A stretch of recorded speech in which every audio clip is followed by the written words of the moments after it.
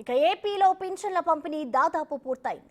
ఇప్పటి వరకు 96.67% మందికి పింఛన్లు అందించారు. రాష్ట్రంలోని 65,49,864 మందికి గాను ఇప్పటి వరకు 63,31,470 మందికి పింఛన్ పంపిణీ పూర్తయింది.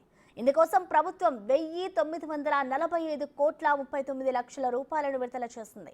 15,13,752 మందికి ఇళ్లకు వెళ్లి ఇవ్వగా మరో 48,17,718 మందికి బ్యాంకు ఖాతాల్లో జమ చేశారు.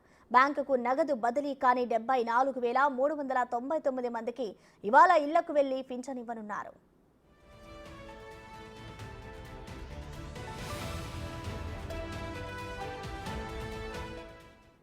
అయితే పింఛన్లు ఇప్పటికే పంపిణీ చేయాల్సి ఉండగా 1వ తేదీ బ్యాంక్ హాలిడే కావడంతో ఆలస్యమైంది.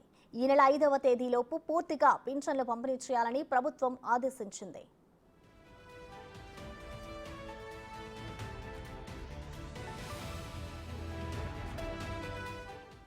మరోవైపు ఎండ తీవ్రత దృష్ట్యా ఉష్ణోగ్రతలు 46 డిగ్రీలు దాటడంతో ప్రజలు తీవ్ర ఇబ్బందులు ఎదుర్కొంటున్నారు. బ్యాంకుల వద్దకు వెళ్లి గంటల తరబడి క్యూలైన్లలో పడిగాపులు కాస్తున్నారు. కొన్ని చోట్ల కనీసం తాగునీరు కూడా అందుబాటులో లేకపోవడంతో గొంతు తడారిపోతూ ఇబ్బంది పడుతున్నారు. బ్యాంకులు నిండిపోవడంతో ఎండలోనే వేచి చూడాల్సిన పరిస్థితి నెలకొంది.